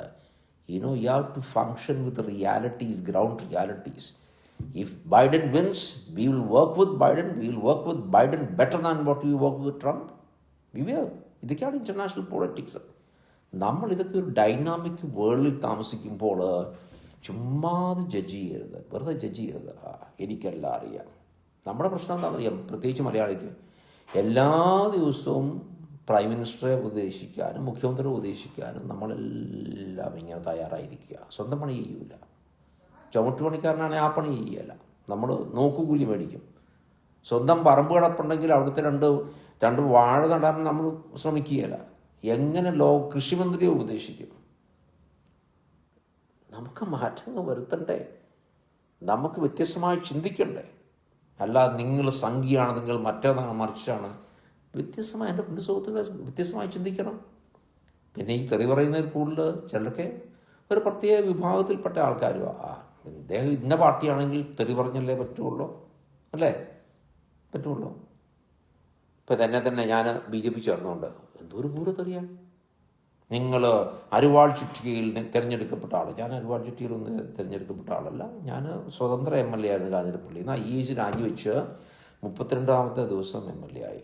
യെസ്, ലെഫ്റ്റനൻറ്റ് സപ്പോർട്ട് ഉണ്ടായിരുന്നു, നല്ലോണം സപ്പോർട്ട് ചെയ്തു. അവർ പ്രവർത്തിച്ചു, ഇല്ലാന്ന് ഞാൻ പറയൂല. പക്ഷേ ഞാൻ അരിവാൾ ചുറ്റികയിലായിരുന്നു. ഞാൻ ഒരിക്കലും കമ്മ്യൂണിസ്റ്റ് അല്ലായിരുന്നു. ഞാൻ ഇടതിനെ സപ്പോർട്ട് ചെയ്തു. അത് കഴിഞ്ഞപ്പോൾ തീരുമാനിച്ചു ഇന്ത്യയിൽ മാറ്റങ്ങൾ വരണം. അതുകൊണ്ട് ഞാൻ അവിടുന്ന് ഇലക്ഷൻ 2011 എന്നെ ആയിരുന്നു ആദ്യത്തെ ദിവസം LDF നോമിനേറ്റ് ചെയ്യും. ഞാൻ അവിടുന്ന് രാജിവെച്ചു. ഞാൻ പറഞ്ഞു ഇന്ത്യയിൽ പാവങ്ങൾക്ക് ഭക്ഷണം കിട്ടണം, വീടുകളുണ്ടാകണം, വൈദ്യുതി കിട്ടണം, ആരോഗ്യമേഖലയിൽ സഹായമുണ്ടാകണം എന്നൊക്കെ പറഞ്ഞ് ഞാൻ അവിടുന്ന് രാജിവെച്ച് പോന്നു. അന്ന് കേരള മുഖ്യമന്ത്രിയായിരുന്നു പിണറായി വിജയൻ പോലും പറഞ്ഞു അൽഫോൺസ് പാവങ്ങൾക്ക് വേണ്ടിയാണ് രാജിവെച്ച് പോകുന്നതെങ്കിൽ പൊയ്ക്കോട്ടെ, നല്ല കാര്യമാണ്. അദ്ദേഹം എന്നെ കേരള ഹൗസ് വിളിച്ച് എനിക്ക് ഭക്ഷണവും തന്നു. അദ്ദേഹത്തിൻ്റെ സുഹൃത്താണ്. നമ്മൾ രാഷ്ട്രീയത്തിൽ നമ്മൾ ശത്രുക്കളല്ല ഒരിക്കലും. നമുക്ക് എതിരാളികളുണ്ട്. ഒരിക്കലും ശത്രുക്കളാകേണ്ട കാര്യമില്ല. ഞാൻ തന്നെ എല്ലാ ദിവസവും പാർലമെൻറ്റുള്ള ദിവസം ഞാൻ സഭയിൽ നേരത്തെ ഒരു 10 മിനിറ്റ് നേരത്തെ ചെല്ലും. അവിടെ പോയി പ്രതിപക്ഷത്തിരിക്കുന്ന ആൾക്കാരോട് ആദ്യം ഹലോ പറയും. എല്ലാവരെയും വിഷ് ചെയ്യും. ഭരണപക്ഷിയിൽ എല്ലാവരെയും വിഷ് ചെയ്യും. അല്ലാതെ അവിടെ അങ്ങോട്ടും ഇങ്ങോട്ടും കണ്ടാൽ നമ്മൾ തെറി പറയുകയും വെടിവെക്കാനിരിക്കുകയല്ല. നമുക്ക് നമ്മുടെ ആശയമുണ്ട്. ഈ സർക്കാരിന് നമ്മുടേതായ ആശയങ്ങളുണ്ട്, കാര്യങ്ങൾ നടത്തുന്നുണ്ട്. പക്ഷേ നിങ്ങൾ ഞങ്ങളോട് എഗ്രി ചെയ്യുന്നില്ലായിരിക്കും. പക്ഷേ ആവശ്യമില്ലാതെ ക്രിട്ടിസൈസ് ചെയ്തിട്ട് കാര്യമിട്ടില്ല. ഞാനീ പറഞ്ഞ കാര്യം 22 ചാപ്റ്റർമാരുണ്ട് ഫിനാൻസിലെ, പിന്നെ എൻവയൺമെൻറ്റ്, നമ്മുടെ പരിസ്ഥിതിയിൽ ഏറ്റവും വലിയ അവാർഡ് കിട്ടിയിരിക്കുന്നത് നമ്മുടെ പ്രൈം മിനിസ്റ്ററിനാണ്. സോളാർ എനർജി അലയൻസ് ഉണ്ടാക്കി നമ്മുടെ മിക്കവാറും ഉത്പാദിപ്പിക്കാൻ പോകുന്ന വൈദ്യുതിയുടെ നല്ലൊരു ഭാഗം. അതുകൊണ്ട് എന്താ, ഇവിടെ മാലിന്യം കുറയും ഇല്ലേ? കുറയൂല്ലേ? എന്തൊക്കെ കാര്യങ്ങളാണ് ചെയ്തിരിക്കുന്നത്. നമ്മളതിനു വേണ്ടി പാരീസിലെ കൺവെൻഷൻ അക്കൗണ്ട് സൈൻ ചെയ്യാൻ വേണ്ടി ഇന്ത്യ മുൻകൈയെടുത്തു. അപ്പോൾ അമേരിക്ക പോലും വിഡ്രോ ചെയ്തപ്പോൾ ഇന്ത്യയും ഫ്രാൻസും ഒക്കെയാണ് ലീഡർഷിപ്പ് ഇരിക്കുന്നത്. എന്തൊക്കെ കാര്യങ്ങളാണ് ചെയ്തിരിക്കുന്നത്. അപ്പോൾ എല്ലാ മേഖലയിൽ, ആരോഗ്യ മേഖലയിലാണെങ്കിലും ഇപ്പം തന്നെ എടുത്തോളൂ. എന്തുകൊണ്ടാണ് നമ്മുടെ നിരക്കൊക്കെ ഇന്ത്യയിൽ കുറഞ്ഞിരിക്കുന്നത് ഈ കോവിഡ് കാലത്ത്? കാരണം നമ്മൾ അടിസ്ഥാന സൗകര്യങ്ങളുണ്ടാക്കി, ആശുപത്രികളുണ്ടാക്കി, അതുകൊണ്ടൊക്കെ പ്രൈമറി ഹെൽത്ത് സെൻറ്റേഴ്സ് ഉണ്ടാക്കി, ഡിസ്ട്രിക്ട് ഹോസ്പിറ്റൽസൊക്കെ വെച്ചോ. ഇതെല്ലാം കേന്ദ്ര ഗവൺമെൻറ് മാത്രം ചെയ്യുന്നതല്ല കേട്ടോ. നമ്മളും കേരള സർക്കാരും എല്ലാ സർക്കാരുകളും പഞ്ചായത്തുകൾ വരെ സഹകരിച്ച് അല്ല നിങ്ങളും ഞങ്ങളും എന്നുള്ള ആ ഒരു കാഴ്ചപ്പാടില്ല, നല്ല ഒരുമിച്ച് ചെയ്യുന്ന കാര്യങ്ങളാണ്. അപ്പോൾ വെറുതെ തെറി പറയരുതേ. ആർക്കെങ്കിലും ആർഗ്യൂ ചെയ്യാറുണ്ടെങ്കിൽ നിങ്ങൾ കണക്ക് പറഞ്ഞ് നിങ്ങൾ ആർഗ്യൂ ചെയ്യുക. നിങ്ങൾ യൂട്യൂബിൽ പോയി എൻ്റെ പ്രസംഗങ്ങൾ നോക്കിയോളൂ, കണക്കുകൾ മാത്രമേ ഉള്ളൂ ഏതിനെപ്പറ്റി സംസാരിച്ചാലും. അല്ല ചുമ്മാ അടിച്ചു വാരി നിങ്ങൾ മറ്റേതാ മറിച്ചേതാ, ഈ ചിന്താഗതി കൊണ്ടൊക്കെയാണ് നമ്മളും രക്ഷപ്പെടാനായിട്ട് വലിയ ബുദ്ധിമുട്ടുണ്ടാകുന്നത്. നമ്മളൊരു ഓപ്പൺ മൈൻഡഡ് ആകണം. ആര് നല്ല കാര്യം ചെയ്താൽ, ഇപ്പോൾ തന്നെ ഞാൻ പറഞ്ഞല്ലോ, കേരളത്തിൽ ഈ ആരോഗ്യ മേഖലയിൽ നല്ല വണ്ണം ഈ കോവിഡ് കാലത്ത് പ്രവർത്തിച്ചു എന്ന് ഞാൻ പറയുന്നുണ്ടല്ലോ. ഞങ്ങളുടെ സർക്കാരല്ല, എണ്ണ ഇപ്പോൾ കൂടിയിരിക്കുന്നു, ആൾക്കാർ കൂടുതൽ മരിക്കുന്നതെന്ന് പറയും എന്നെങ്കിലും ഞാൻ പറയുന്നു അവർ നല്ല പ്രവർത്തനം നടത്തുന്നുണ്ട്. അപ്പോൾ നല്ല കാര്യങ്ങൾ ചെയ്താൽ അത് അംഗീകരിക്കാനുള്ള ഒരു മനസ്സുണ്ടാകണം. പിന്നെ മനുഷ്യനും കൂടെ തീരുമാനിക്കും ഇത് എൻ്റെ രാജ്യമാണ്, ഇവിടെ വ്യത്യാസങ്ങൾ വരുന്നത്. ഇപ്പോൾ തന്നെ നമ്മൾ കമ്പ്യൂട്ടറിൻ്റെ അടുത്ത് ഡിജിറ്റൽ മേഖലയിൽ നമ്മളിപ്പോൾ കോമൺ സർവീസ് സെൻറ്റേഴ്സ്, കമ്പ്യൂട്ടർ ഇല്ലാത്ത ആൾക്കാർക്കും ഇപ്പോൾ എല്ലാ ഗ്രാമത്തിലും നമ്മുടെ ജനസേവന കേന്ദ്രം ഉണ്ടാക്കി അവിടെ പോയാൽ നമുക്ക് സർവീസ് കിട്ടിയല്ലേ? ഏതാണ്ട് 3.5 ലക്ഷം ജനസേവന കേന്ദ്രങ്ങളാണ് നമ്മൾ തുടങ്ങിയിരിക്കുന്നത്. അങ്ങ് അരുണാചൽ പ്രദേശിൻ്റെ അങ്ങേയറ്റത്ത്, മണിപ്പൂരിൻ്റെ അങ്ങേയറ്റം, അവിടെയൊക്കെ ഞാൻ പോയി സന്ദർശിച്ചിട്ടുണ്ട്. എത്ര നല്ല കാര്യങ്ങളാണ്. നമ്മളിപ്പോൾ ഫോണിൽ കൂടെ ഈ ഓപ്റ്റിക് ഫൈബർ വെച്ച് ഇൻ്റർനെറ്റ് കിട്ടുന്നത്, ഇതൊക്കെ എങ്ങനെ നടക്കുന്നത്? എങ്ങനെയാണ്? വലിയ മാറ്റങ്ങളാണ് ഇന്ത്യയിൽ വന്നിരിക്കുന്നത് കഴിഞ്ഞ 5-6 മാസമായിട്ട്. അതൊന്നുമില്ല, ഓരോ മേഖലയും എടുത്ത്. അപ്പോൾ ഞാൻ ഈ 22 ചാപ്റ്റർ 22 മേഖലയിൽ എന്തൊക്കെ നടന്നു. ഇപ്പോൾ തന്നെ ട്രിപ്പിൾ തലാഖ്, അതിനെപ്പറ്റി എഴുതുന്ന ആരാ? നമ്മുടെ കേരള ഗവർണർ ആരിഫ് മുഹമ്മദ് ഖാൻ എഴുതുന്നത്. എന്തുകൊണ്ട് ട്രിപ്പിൾ തലാഖ് നിയമം കൊണ്ടുവന്നു? എന്തുകൊണ്ട് നമ്മൾ ആർട്ടിക്കിൾ 370 കാശ്മീരിൽ അത് അബോളിഷ് ചെയ്തു? ഞാൻ പാർലമെൻറ്റ് ഞാൻ ചോദിച്ചു, കാശ്മീരിന് പ്രത്യേക പരിഗണന കൊടുക്കണമെന്ന് പറയുന്നു. എന്തുകൊണ്ട് കേരളത്തിന് പ്രത്യേക പരിഗണന കൊടുക്കണമെന്ന് എനിക്ക് പറയാൻ പറ്റിയല്ല. വൈ? വ്യത്യാസമുണ്ടോ? അവർ പറയുന്നു കാശ്മീർ പ്രത്യേക സംസ്കാരമാണ്, നമ്മുടെ മലയാളിക്ക് പ്രത്യേക സംസ്കാരമില്ലേ, പ്രത്യേക ഭാഷയില്ലേ? എന്തുകൊണ്ടാണ്? ഒരു മതത്തിൽപ്പെട്ടവർ അവിടെ കൂടുതലുള്ളത് കൊണ്ട് അവർക്ക് പ്രത്യേക പരിഗണന കൊടുക്കണം? അവർക്ക് മൈനോറിറ്റി കിട്ടുന്ന റൈറ്റ്സ് എല്ലാം കിട്ടുന്നുണ്ട്. എത്രയോ ലക്ഷം കോടി രൂപ അവിടെ കൊടുത്തിട്ട് അവരുടെ ജനങ്ങളുടെ സ്ഥിതി എന്താ? ചെറുപ്പക്കാരുടെ സ്ഥിതി എന്താ? എന്തേലും ജോലിയുണ്ടോ? ഇതൊക്കെ അവസാനിപ്പിക്കണമായിരുന്നു. നമ്മുടെ അവിടെ ടെററിസം അവസാനിപ്പിക്കണമായിരുന്നു. അതുകൊണ്ട് കേന്ദ്രത്തിൻ്റെ കൂടുതൽ ഇൻവോൾവ്മെൻ്റ് ആവശ്യമായിരുന്നു. അപ്പോൾ വെറുതെ ക്രിട്ടിസൈസ് ചെയ്യാതെ എന്തുകൊണ്ട് ഇത് ചെയ്തു എന്നൊക്കെ ഒന്ന് അന്വേഷിക്കുകയാണെങ്കിൽ, ഇപ്പം തന്നെ നമ്മൾ നോട്ട് നിരോധനം എടുത്തു. എല്ലാവർക്കും ബുദ്ധിമുട്ടുണ്ടായി, എനിക്ക് ബുദ്ധിമുട്ടുണ്ടായി. ഞാനും ബാങ്കിൽ പോയി ക്യൂ നിന്നിട്ടുണ്ട് പൈസ എടുക്കാനായിട്ട്. ഇന്ത്യയിൽ ഒരു ടാക്സ് കൊടുക്കുന്ന, ഇൻകം ടാക്സ് കൊടുക്കുന്ന ഒരു സംസ്കാരമില്ല. ഇന്ത്യയിലാകെ 2.5 കോടി ആൾക്കാരെ ഇൻകം ടാക്സ് കൊടുത്തുകൊണ്ടിരുന്നത്. ഈ നോട്ട് നിരോധനം കഴിഞ്ഞ് ഈ പൈസയെല്ലാം പുറത്തേക്ക് വന്നപ്പോൾ ഈ നമ്മൾ ഒളിച്ചു വച്ചിരുന്ന പൈസ, ഈ കള്ളപ്പണം എന്ന് പറയുന്നത് എന്താ? അത് പ്രത്യേക പ്രസ്സിലൊന്നും പ്രിൻ്റ് ചെയ്യുന്ന കാര്യമൊന്നുമല്ല. ടാക്സ് കൊടുക്കാത്ത പണമാണ് കള്ളപ്പണം. അല്ലാതെ ഇത് പാകിസ്ഥാനിൽ പ്രിൻ്റ് ചെയ്യുന്ന സാധനമൊന്നും അല്ല കള്ളപ്പണം എന്ന് പറഞ്ഞാൽ. നമ്മൾ ടാക്സ് കൊടുത്തിട്ട് അത് കള്ളപ്പണമാണ്. ആ പൈസയെല്ലാം പുറത്തു വന്നു. ഇന്നിപ്പോൾ എത്ര പേരാ ഇൻകം ടാക്സ് കൊടുക്കുന്നറിയോ?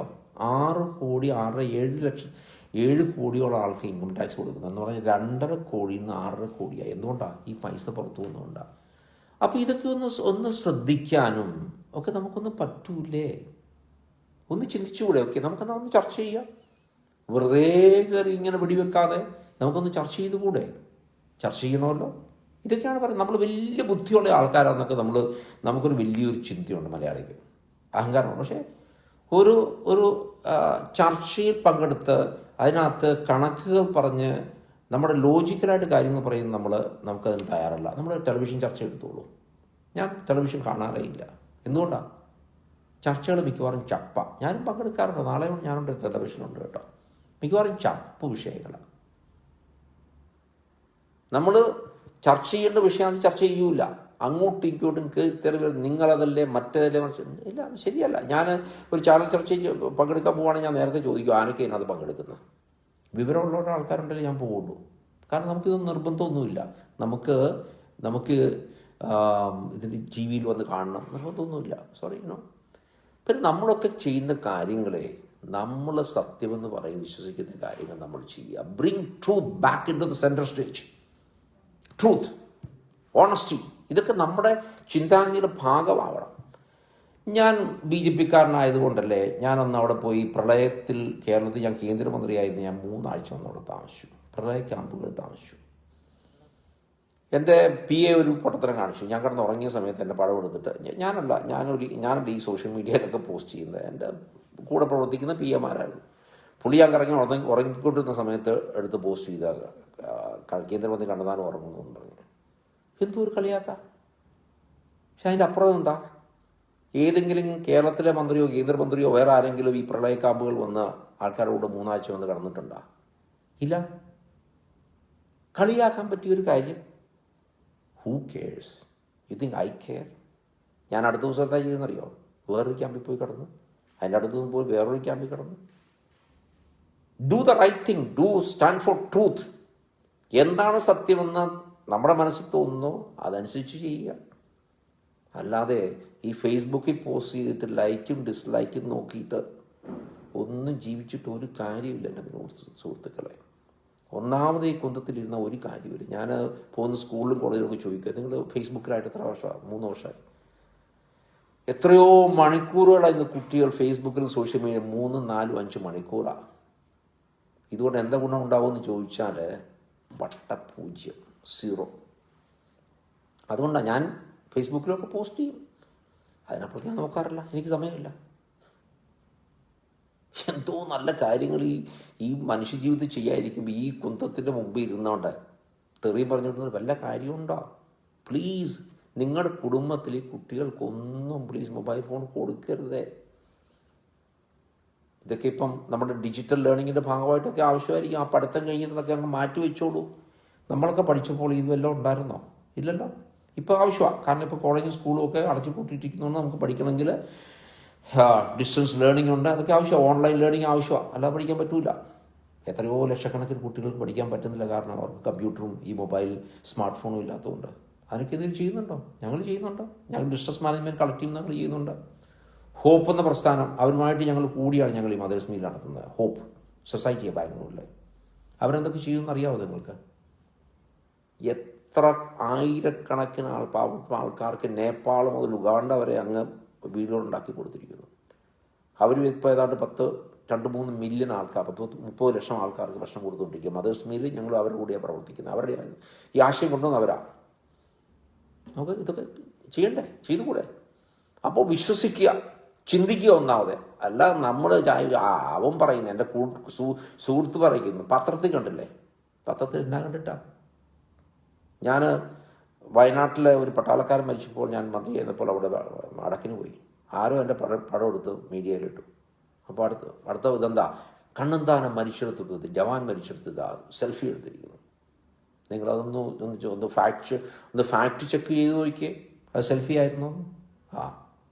അതെടുത്ത് അടുത്ത ദിവസം പത്രത്തിൽ വന്നു, ഒരു പ്രധാനപ്പെട്ട പത്രത്തിൽ ഫ്രണ്ട് പേജിൽ. അപ്പോൾ ഇപ്പോൾ പത്രത്തിൽ വരുന്നതല്ല എന്താ? പണ്ടൊക്കെ ആണെങ്കിൽ പത്രക്കാരൊക്കെ പാർലമെൻറ്റിലൊക്കെ ചർച്ചയിലൊക്കെ അവിടെ ആ ഗാലറി വന്നിരുന്ന് അവർ ഇതൊക്കെ കേൾക്കുമായിരുന്നു. ഇപ്പോൾ ഒന്നുമില്ലല്ലോ. ഞാൻ ആളുകൾക്ക് അയച്ചു കൊടുത്താൽ സോഷ്യൽ മീഡിയയിൽ കണ്ടാൽ അതെടുത്ത് പത്രത്തിൽ ഇടാം. പത്രത്തിൽ ഒന്നില്ലേ? എൻ്റെ പൊന്നു സുഹൃത്തുക്കളെ, ഒന്ന് ചിന്തിക്കുക. ഈ പത്രത്തിലും ഈ വരുന്നതെല്ലാം മിക്കവാറും എല്ലാം ഫേക്കാണ്. ഒന്നാമത് ഫേസ്ബുക്ക് എന്ന് പറഞ്ഞാൽ ഫേക്ക് ബുക്കാണ്. ഫേക്ക് ഓരോരുത്തരും വാർത്ത സൃഷ്ടിക്കുകയല്ലേ, കള്ളത്തരങ്ങൾ അല്ലേ? ഇതിനൊക്കെ സമയം ഒന്നാമത് നമ്മുടെ കുടുംബം നന്നാകണമെങ്കിൽ പിള്ളേർ ചിന്തിക്കണം. ഈ കുന്തത്തിൻ്റെ ഈ ഫോണിൻ്റെ മുമ്പിലിരുന്ന, ടി വിയുടെ മുമ്പിലിരുന്നാൽ നമ്മുടെ ബ്രെയിൻ പ്രവർത്തിക്കില്ല. Please, for heaven's sake, don't let them do it. നമ്മൾ പിള്ളേർക്ക് ബോറടിക്കുമ്പോൾ അവർ കരയുമ്പോൾ ചെയ്യുന്ന ഫോൺ അങ്ങോട്ട് കൊടുക്കും. എൻ്റെ 2 വയസ്സുള്ള നീസിൻ്റെ മകന് അതാണ് അവൾ വെച്ച് കൊടുക്കും അങ്ങോട്ട്. അവൻ ഇങ്ങനെ ഫോണിൽ പോയി അവൻ യൂട്യൂബിൽ കയറി, 2-2.5 വയസ്സുള്ള കുട്ടി യൂട്യൂബിൽ കയറി കളികൾ കളിക്കും. അപ്പനമ്മയ്ക്കൊക്കെ വലിയ പ്രശ്നമാവോ, എൻ്റെ കുട്ടി യൂട്യൂബിൽ കയറും. എന്തൊരു നാണക്കേടാ. ആ കുട്ടിയുടെ ബ്രെയിൻ എപ്പോഴാണ് ഡെവലപ്പ് ചെയ്യാൻ പോകുന്നത്? ചാൻസ് ഉണ്ടോ? കെന്നഡി പ്രസിഡൻ്റ് ആയപ്പോൾ 43-ാമത്തെ വയസ്സിൽ പ്രസിഡൻ്റ് ആയപ്പോൾ എല്ലാവരും ചോദിച്ചു, എങ്ങനെ നിങ്ങൾ പ്രസിഡൻ്റായി? കാരണം ഒരു കത്തോലിക്കൻ അമേരിക്കയിൽ ഒരിക്കലും പ്രസിഡൻ്റ് ആവുമെന്ന് ആരും പറഞ്ഞിരുന്നില്ല. ചോദിച്ചപ്പോൾ പുള്ളി പറഞ്ഞു, എന്നെ പ്രസിഡൻ്റാക്കി എൻ്റെ വീട്ടിലെ ഊണുമുറിയുടെ ചുറ്റുമുള്ള സംസാരങ്ങളായിരുന്നു. കെന്നഡി കുടുംബത്തിൽ 12 പിള്ളേരുണ്ടായിരുന്നു, ജോസഫ് കെന്നഡിക്ക്. അവിടെ കുടുംബത്തിൽ നിയമമുണ്ടായിരുന്നു, 7 മണിക്ക് ഡിന്നറാണ്. ആ ഡിന്നർ 1 മണിക്കൂറായിരിക്കും. നിങ്ങൾ വേണമെങ്കിൽ ഭക്ഷണം കഴിച്ചോ, അല്ലെങ്കിൽ കഴിക്കണ്ട, അത് ഞങ്ങളുടെ പ്രശ്നമല്ല. പക്ഷേ രാജ്യത്തെ പ്രശ്നങ്ങൾ, അന്താരാഷ്ട്ര പ്രശ്നങ്ങൾ ആ ഡൈനിങ് ടേബിൾ ചർച്ച ചെയ്യുമ്പോൾ എല്ലാവരും പങ്കെടുക്കണം. 8-10 വയസ്സുള്ള കുട്ടിയാണെങ്കിലും പങ്കെടുക്കണം, അഭിപ്രായം പറയണം കേട്ടിട്ട്. പുള്ളി പറഞ്ഞു, എന്നെ അതുകൊണ്ടാണ് പ്രസിഡൻ്റാക്കിയത്. നമ്മുടെ എത്ര കുടുംബങ്ങളിൽ ഒരുമിച്ചിരുന്ന് ഭക്ഷണം കഴിക്കുന്നുണ്ട്? ഉണ്ട്. എന്താ ചർച്ച നടക്കുന്നത്? ആ ടേബിളിൽ ചർച്ച നടക്കുന്നുണ്ടോ? ബാക്കിയുള്ള മനുഷ്യരുടെ പ്രശ്നങ്ങളെപ്പറ്റി ചർച്ച നടക്കുന്നുണ്ടോ? ഇല്ലല്ലോ. പത്രത്തിൽ വന്ന വാർത്ത ചിലപ്പോൾ പറയുമായിരിക്കും. ഉണ്ടോ? ഇതൊക്കെ മതിയോ? നമുക്ക് മാറ്റങ്ങൾ വരുത്താം. നമ്മൾ ഈ ബൈഡൻ്റെ കഥ കേട്ടായിരുന്നു. 27-ാമത്തെ വയസ്സിൽ സെനറ്ററായ പുള്ളി ജയിച്ചു കഴിഞ്ഞിട്ട് ഓത്തെടുക്കുന്നതിന് മുമ്പ് സത്യപ്രതിജ്ഞ ചെയ്യുന്നതിനോട് പുള്ളിയുടെ ഭാര്യയും മകനും മരിച്ചുപോയി, കാർ ആക്സിഡൻറ്റ്. പുള്ളി ആശുപത്രിയിൽ ഇരുന്നാണ് അവിടുന്നാണ് സത്യപ്രതിജ്ഞ ചെയ്തത്. പിന്നെ അദ്ദേഹത്തിന് മൂത്ത മകൻ 41-ാമത്തെ വയസ്സിൽ ക്യാൻസറായിട്ട് മരിച്ചുപോയി. ഇടയ്ക്ക് പല പ്രാവശ്യം പ്രസിഡൻ്റാകാൻ നോക്കി. പുള്ളി എല്ലാ ദിവസവും ഈ ഭാര്യ മരിച്ചു കഴിഞ്ഞിട്ട് പുള്ളി സെനറ്ററായിരുന്ന സമയത്ത് എല്ലാ ദിവസവും ട്രെയിനിൽ അങ്ങോട്ടും ഇങ്ങോട്ടും 4 മണിക്കൂർ യാത്ര ചെയ്ത് അദ്ദേഹത്തിന് ആൾക്കാർ വിളിക്കുന്നത് ആംട്രാക്സ്, അമേരിക്കയിലെ റെയിൽവേയുടെ പേരാ ആംട്രാക്സ്, ഫാസ്റ്റ് റെയിൽവേയുടെ ആംട്രാക്സ് ബൈഡൻ എന്നാണ് വിളിച്ചുകൊണ്ടിരുന്നത്. കാരണം കുട്ടി പറഞ്ഞ് എനിക്ക് വീട്ടിലെത്തിയിട്ട് പിള്ളേരെ എനിക്ക് കഥ പറഞ്ഞ് കുട്ടികൾക്കുള്ള കഥ പറഞ്ഞ് അവരെ കിടത്തി ഉറക്കണം. ആ മനുഷ്യൻ സെനറ്ററായിട്ട് ഇപ്പോൾ എത്ര വർഷമായി? 40-40 വർഷത്തിൽ കൂടുതലായില്ലേ? 50 വർഷമായില്ലേ? ഈ 50 വർഷത്തോളമായി. നമ്മൾ മാറ്റമൊക്കെ വരുത്താൻ ധൈര്യം ഉണ്ടാവണം. നമ്മുടെ കമല ഹാരിസ് ആരാ? അമേരിക്കയിൽ കമല ഹാരിസിൻ്റെ അമ്മ പോയി പഠിച്ചു, അവിടെ ആഫ്രിക്കൻ അമേരിക്കനെ കല്യാണം കഴിച്ചു, അത് ഡിവോഴ്സായി. അവിടുന്ന് വളർന്നു വന്ന് ഒരു ബ്രോക്കൺ ഫാമിലിയിൽ നിന്ന് വളർന്നു വന്ന് കാലിഫോർണിയയിലെ അറ്റോർണി ജനറലായി, സെനറ്ററായി, ഇപ്പോൾ ഇതാ വൈസ് പ്രസിഡന്റ്. മിക്കവാറും ബൈഡൻ്റെ ടേം കഴിയുമ്പോൾ പ്രസിഡൻ്റാകാൻ എല്ലാ ചാൻസുണ്ട്. ഇവരൊക്കെയാണ് ശരിക്കും പറഞ്ഞ ഇൻസ്പിറേഷൻ. കുട്ടികളോട് കഥകൾ പറ, സക്സസ്ഫുള്ളായിട്ട് പറ. നല്ല കഥകൾ കേരളത്തിൽ എത്രയോ ആൾക്കാർ നല്ല കാര്യങ്ങൾ ചെയ്യുന്നുണ്ട്, എത്രയോ പേര്. ആ കഥകൾ പറഞ്ഞു കൊടുക്കും. അവരെ കിഡ്നി ദാനം ചെയ്യുന്നു, ഫാദർ ഡേവിസ് ചിരമേൽ. അതുപോലെ എത്രയോ ആയിരക്കണക്കിന് ആൾക്കാർ കേരളത്തിൽ തന്നെ ഉണ്ട് നല്ല കാര്യങ്ങൾ ചെയ്യുന്നു. അവരുടെ കഥ പറഞ്ഞു കൊടുക്കുക ഇല്ലേ? എത്രയോ ആൾക്കാരുണ്ട്. ആയിരക്കണക്കിന് ആൾക്കാർ നല്ല കാര്യങ്ങൾ ചെയ്യുന്നുണ്ട്. നമ്മുടെ ഗ്രാമത്തിൽ തന്നെ ചെയ്യുന്നില്ലേ? അവരുടെയൊക്കെ കാര്യങ്ങൾ പറഞ്ഞു കൊടുക്കണ്ടേ? പറഞ്ഞു കൊടുക്കാൻ. അതുകൊണ്ട് പ്ലീസ് ബി പോസിറ്റീവ്. ഒറ്റ പ്രാവശ്യം മാത്രമല്ലേ നമ്മൾ ജീവിക്കുള്ളൂ. ആ ജീവിക്കുമ്പോൾ ഈ ഭൂമി ദുഃഖം കൊണ്ടുവരാതെ, ദുഃഖം പടർത്താതെ, ബാക്കിയുള്ളവരെ തെറി പറയാതെ, എനിക്കെന്ത് ചെയ്യാൻ പറ്റുമെന്ന് വിശ്വസിക്കുകയും അത് കുട്ടികൾക്കൊന്ന് പറഞ്ഞു കൊടുക്കുകയും പറ്റൂലേ? Why can't we do it? ബുദ്ധിമുട്ടുള്ള കാര്യമാണോ? അല്ലല്ലോ. ഞാൻ ബിസിയാണ്. എത്ര പേര് കുട്ടികളെ കൊണ്ട് പാർക്കിൽ കളിക്കാൻ പോകുന്നുണ്ട്, വൈകുന്നേരം കുട്ടികളെ കൊണ്ട് നടക്കാൻ പോകുന്നില്ല. ഇതൊക്കെ ഞങ്ങളുടെ പണിയൊന്നുമല്ല, അപ്പൻ്റെ പണിയൊന്നുമല്ല അല്ലേ? സോറി. എത്ര പേര് കഥകൾ പറഞ്ഞു കൊടുക്കുന്നുണ്ട്? ആ ടി വിയുടെ മുമ്പിൽ ഇരിക്കും, കുറേ സീരിയലും കണ്ട് ഒരു സ്മോള്, കേരളത്തിലെ സ്മോൾ എന്ന് പറഞ്ഞാൽ ലാർജായിട്ടോ, അത് പഠിച്ചു. മാറ്റങ്ങൾ വരുത്തണ്ടേ? പക്ഷെ ധാരാളം ആളുകൾ നല്ല കാര്യങ്ങൾ കേരളത്തിൽ ചെയ്യുന്നുണ്ട്, ഇന്ത്യയിൽ ചെയ്യുന്നുണ്ട്. അത് ഇന്ത്യയിൽ പ്രധാനമന്ത്രി ഉൾപ്പെടും. നമുക്കെല്ലാം ചെയ്യാൻ പറ്റും. ഏത് പാർട്ടി ആയിക്കോട്ടെ നല്ല കാര്യം ചെയ്യുന്നവരെ നമ്മൾ അക്നോളജ് ചെയ്ത് അവരുടെ കഥകൾ പറ. നമ്മുടെ പിള്ളേരോട്, നമ്മുടെ വീട്ടിൽ പറ, നമ്മുടെ ക്ലബ്ബുകളിലും നമ്മളിരിക്കുന്ന വായനശാലകളിലൊക്കെ പറ. എല്ലാ ദിവസവും വൈകുന്നേരം ആൾക്കാരുടെ അങ്ങോട്ടും ഇങ്ങോട്ടും പോയി അടുത്ത വീട്ടിൽ പോയി ചായ കുടിച്ചിട്ട് ആ കാര്യത്തെ പറ്റിയൊക്കെ പറ. ഒരു ഇൻസ്പിറേഷനാകുക. ഈ ഭൂമിക്കൊരു ഒരു ഭാരമാകാതെ, ഈ ഭൂമിയിൽ ദുഃഖം കൊണ്ടുവരാതെ, ഈ ഭൂമിയിൽ ശകലമെങ്കിലും സന്തോഷം. ഒരൊറ്റ മനുഷ്യനെ ഒന്ന് ചിരിച്ചു കാണിച്ചാൽ എന്ത് വ്യത്യാസം ഉണ്ടാവും? ഞാനെപ്പോഴും ചിരിച്ചോണ്ടിരിക്കും കേട്ടോ, ആര് വന്നാലും ആരും കണ്ടാലും. പക്ഷെ പ്രശ്നം അതാ, ഇപ്പോൾ ഈ കുന്തം മാസ്ക് ഉള്ളതുകൊണ്ട് ചിരിച്ചാലും കാണത്തില്ല, ആളാരാണെന്ന് കാണത്തില്ല. വലിയ ദുഃഖമാകട്ടെ. കാരണം നമ്മുടെയൊക്കെ ഏറ്റവും വലിയ ശ്രദ്ധ എന്ന് പറഞ്ഞാൽ, മനുഷ്യൻ്റെ ഏറ്റവും വലിയ കഴിവെന്ന് പറഞ്ഞാൽ ഇൻഹെറൻ്റ് കഴിവ് ചിരിച്ചു കാണിക്കാറുണ്ട. അതിപ്പോൾ പോയില്ലേ മാസ്ക് കൊണ്ട്, ഇല്ലേ? പക്ഷെ മാസ്ക് വേണം, അത്യാവശ്യം. ചിരിക്കുക, കാണിക്കുക, ഒരു നല്ല വാക്ക് പറയുക, ഇതൊക്കെ വലിയ ബുദ്ധിമുട്ടുണ്ട്. പറ്റുമെങ്കിൽ 2 പിള്ളേരെ പഠിപ്പിച്ചു വിടുക. ഞാൻ കോട്ടയം കളക്ടറായിരിക്കുമ്പോൾ നമ്മൾ കോട്ടയത്തെ ഇന്ത്യയിലെ ആദ്യത്തെ സാക്ഷരതാ നഗരമാക്കി മാറ്റിയില്ലേ? അന്നേരം 14,000 പിള്ളേരുണ്ട് നമ്മളെ ഓൾ ഇന്ത്യമായിട്ട് വന്ന് പഠിപ്പിച്ചു. അതിനകത്ത് ഏതാണ്ട് 12,000 പേരും പെൺകുട്ടികളായിരുന്നു. വീട്ടിൽ വെറുതെ ഇത് ദുഃഖിക്കുന്നതിന് പകരമായിട്ട് അവരുടെയൊക്കെ ജീവിതത്തിൽ എന്തോ ഒരു അർത്ഥമുണ്ടായി. ഇപ്പം നമ്മുടെ ഡോക്ടർമാരും നഴ്സസ്മാരൊക്കെ നോക്കിയേ, ജീവിതം ഡേഞ്ചറസ് ആണ് കോവിഡ് കൊണ്ടെങ്കിൽ തന്നെയും ഇതാ പ്രവർത്തിച്ച് അതുപോലെ ജീവൻ തന്നെ പണയം വെച്ച് പ്രവർത്തിക്കുന്ന പോലീസുകാരെ, നഴ്സുമാരെ, ടെക്നീഷ്യൻസ്, ഡോക്ടർമാരെ, എത്ര പേരാണുള്ളത്. അവരുടെയൊക്കെ കഥകൾ പറഞ്ഞു കൊടുത്തുകൂടെ? Let's think positive my dear people. We can do a lot of things. നമുക്ക് ആൾക്കാരെ തെറി പറയാൻ വേണമെങ്കിൽ, അല്ലെങ്കിൽ നമുക്ക് പറയാം, എനിക്കാളെ ഇഷ്ടമില്ല, ആളെ എൻ്റെ രാഷ്ട്രീയ വികാരങ്ങൾ മനസ്സിലാക്കാത്ത ഒപ്പോസിഷൻ പാർട്ടിയിൽ, അതുകൊണ്ട് അയാൾ തെറി പറയാം. അല്ലെങ്കിൽ പറയാം, അയാൾ ആ പാർട്ടിയിലാണെങ്കിലും is trying to do something good, എന്തൊക്കെ ചെയ്യാൻ നോക്കുന്നുണ്ട്, ശ്രമിക്കുന്നുണ്ട്, നല്ല ആളാണ്. അവസാനം നമ്മളൊക്കെ മരിക്കുമ്പോഴേ മനുഷ്യർ ഒരു കാര്യം പറയണം, ഇയാൾ നല്ല മനുഷ്യനായിരുന്നു, എനിക്കിത് മാത്രം കേട്ടാൽ മതി, ഇയാൾ നല്ല മനുഷ്യരായിരുന്നു എന്നൊന്ന് ആൾക്കാർ പറയുന്നത് കേട്ടാൽ that is A great thing. Let's all do it. നമുക്ക് ചെയ്യാം. ഇനി താങ്ക് യു വെരി മച്ച്. എനിക്കിങ്ങനെ വേണം മണിക്കൂറുകളോളം സംസാരിച്ചുകൊണ്ടിരിക്കാം. ഞാൻ ഇവിടേക്ക് എത്തിയത് എൻ്റെ വലിയ കഴിവുണ്ടാകുമെന്ന് ഞാൻ വിശ്വസിക്കുന്നില്ല. എനിക്ക് SLCക്ക് കിട്ടിയത് വെറും 42%, 42. മലയാളം മീഡിയത്തിൽ പഠിച്ചു 40% കിട്ടി. അവിടുന്ന് ദൈവാനുഗ്രഹം കൊണ്ട്, നമ്മുടെ അപ്പൻ്റെയും അമ്മയുടെയും അനുഗ്രഹം കൊണ്ട്, നമ്മളെ പഠിപ്പിച്ച സാറുമാരുടെ അനുഗ്രഹം കൊണ്ട്, പിന്നെ കുറേ പ്രയത്നം കൊണ്ട് IAS കിട്ടി. IASൽ ടോപ്പറിൽ ഒരാളായി. അന്ന് ഞാൻ തീരുമാനിച്ചു, എൻ്റെ ശരീരത്തിലുള്ള ഏറ്റവും പ്രധാനപ്പെട്ട അവയവം എൻ്റെ ബുദ്ധിയൊന്നുമല്ല, നട്ടല്ല. ധൈര്യമായി ചിന്തിക്കാനും വ്യത്യസ്തമായി ചിന്തിക്കാനും വ്യത്യസ്തമായി പ്രവർത്തിക്കാനും അത് പറയാനുമുള്ള ധൈര്യം. ആരാണെങ്കിലും ചിലപ്പോൾ ജോലി പോകായിരിക്കും, പോയിക്കോട്ടെ. ഞാൻ 1996 ഡൽഹിയിൽ കമ്മീഷനായിരിക്കുമ്പോൾ അന്നത്തെ പ്രധാനമന്ത്രി അഴിമതിയുള്ള ആളാണെന്ന് പറഞ്ഞപ്പോൾ എന്നെ ജോലിയിൽ നിന്ന് സസ്പെൻഡ് ചെയ്തു. ഞാൻ അപ്പോളജൈസ് ചെയ്തൊന്നുമില്ല, പറഞ്ഞു. നടപടി ഉണ്ടാവുമെന്ന് എനിക്കറിയാമായിരുന്നു, ഞാൻ പറഞ്ഞു. എല്ലാവർക്കും ഇഷ്ടപ്പെടുന്ന കാര്യം മാത്രമേ നമുക്ക് പറയാൻ പറ്റുള്ളൂ. ഇപ്പം തന്നെ ജോ ബൈഡൻ ജയിച്ചപ്പോൾ നമ്മുടെ പ്രധാനമന്ത്രി ഒറ്റ സുഹൃത്താണ് ട്രംപ് എന്ന് അറിഞ്ഞിട്ടും ഞാൻ പറഞ്ഞു, കൺഗ്രാജുലേഷൻസ് ബൈഡൻ. നമ്മുടെ പ്രധാനമന്ത്രി പറഞ്ഞില്ലേ, ബൈഡനെയും കമല ഹാരിസിനെ കൺഗ്രാജുലേറ്റ് ചെയ്തില്ലേ. അപ്പോൾ നമ്മൾ ചിലരൊക്കെ വിചാരിക്കും നമ്മൾക്കൊന്നും അറിയില്ല. Let's think different, let's bring happiness. ആരും ശത്രുക്കളായിട്ട് കാണണ്ട. നമ്മൾ പോണൻസ് ആകാം രാഷ്ട്രീയപരമായിട്ട്. നമുക്ക് വലിയ വലിയ വലിയ കാര്യങ്ങൾ മാറ്റാൻ പറ്റും. ഒരു കൊച്ചു കഥ പറഞ്ഞാൽ നിർത്തുക, സ്റ്റോപ്പിങ്. ഒരു കിളവൻ ബീച്ചിലാണ്, അതിലൂടെ കുറേ ചെറുപ്പക്കാരും ഒക്കെ ബീച്ചിൽ നടന്നു പോകുന്നുണ്ട്. കുറേ കൊച്ചു കൊച്ചു മീനുകൾ ഈ തിര വന്നിട്ട് ഇങ്ങോട്ട് കരയിലേക്ക് അടുക്കുക, അവിടെ കിടന്ന് പിടയ്ക്കുകയാകുക. ആയിരക്കണക്കിന് മീനുകൾ.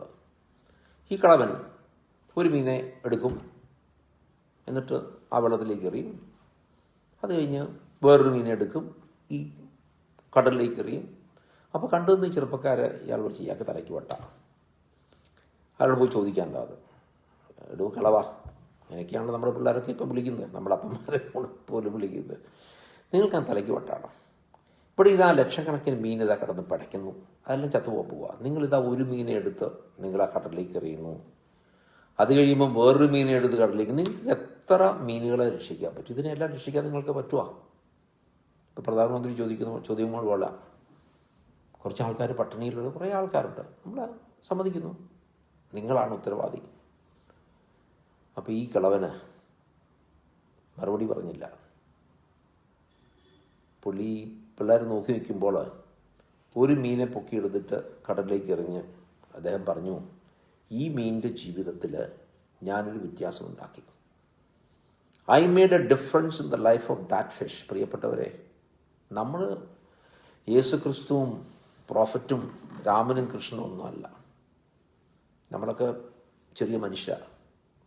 നമുക്ക് ചില മീനുകളുടെ ജീവിതത്തിൽ, ചില ആൾക്കാരുടെ ജീവിതത്തിൽ ഒരു കൊച്ചുകുട്ടിയുടെ മുഖത്തൊരു ഒരു ഒരു പുഞ്ചിരി കൊണ്ടുവരാൻ സാധിക്കും. അയൽപക്കത്തിലെ ഒരു കുടുംബത്തിലെ സന്തോഷം കൊണ്ടുവരാൻ സാധിക്കും. വെറുതെ നടന്നു പോകുമ്പോൾ ചിരിച്ചു കാണിച്ചാൽ സന്തോഷം കൊണ്ടുവരാൻ സാധിക്കും. Let's do that. Let's make a difference to the world with our lifes. Thank you. എന്നെ ഈ ഫേസ്ബുക്കിൽ സംസാരിക്കാൻ വിളിച്ച ആൾക്കാരോട് നന്ദി പറയുകയാണ്. ഞാനിത് ആദ്യമായിട്ടാണ് ഒരു ഫേസ്ബുക്ക് സംസാരം നടത്തുന്നത്. എനിക്കിങ്ങനെ ഈ പ്രോസസ്സ് പോലും ശരിക്കും അറിയത്തില്ലായിരുന്നു. അതുകൊണ്ട് എനിക്ക് ആൾക്കാരുടെ ചോദ്യം കാണാനൊന്നും സാധിക്കുന്നില്ല. എന്തെങ്കിലും ചോദ്യങ്ങളുണ്ടെങ്കിൽ ചോദിച്ചാൽ ടൈപ്പ് ചെയ്താലേ എനിക്ക് കാണാൻ പറ്റുള്ളൂ, കാരണം ആൾക്കാരെ കാണാൻ പറ്റുമല്ലോ. അതുകൊണ്ട് ആർക്കെങ്കിലും ചോദ്യം ചോദിക്കാനുണ്ടെങ്കിൽ വേണമെങ്കിൽ ടൈപ്പ് ചെയ്ത് തരാം. എനിക്കത് വായിക്കാൻ പറ്റുകയാണെങ്കിൽ ഞാനതിന് എനിക്ക് അറിയാവുന്നിടത്തോളം കാര്യം ഞാൻ മറുപടി പറഞ്ഞു. എനിക്കെല്ലാം ഒന്നും അറിയത്തില്ല കേട്ടോ. നമ്മളിങ്ങനെ സ്ഥിരം ഇങ്ങനെ പഠിക്കാൻ നോക്കിക്കൊണ്ടിരിക്കുക. We are trying to learn. We are small people അല്ലേ? നമ്മുടെ ഈ ഭൂലോകത്ത് നമ്മൾ ആരാ? What are we? ഒരു ടൈനി ഡസ്റ്റ് പോലും അല്ല അല്ലേ? ഒരു ചെറിയ തരി പൊടി പോലും അല്ല നമ്മളതുകൊണ്ട് അഹങ്കരിക്കേണ്ട കാര്യമില്ല. പാവപ്പെട്ടവനെ കണ്ടാലും കഴിവില്ലാത്തവരെ കണ്ടാലും പരിഹസിക്കേണ്ട കാര്യമില്ല. Let's just do it. If there are any questions please type out. ഞാൻ അങ്ങനെയാണെങ്കിൽ എനിക്ക് പറ്റുന്ന രീതിയിൽ മറുപടി തരാം.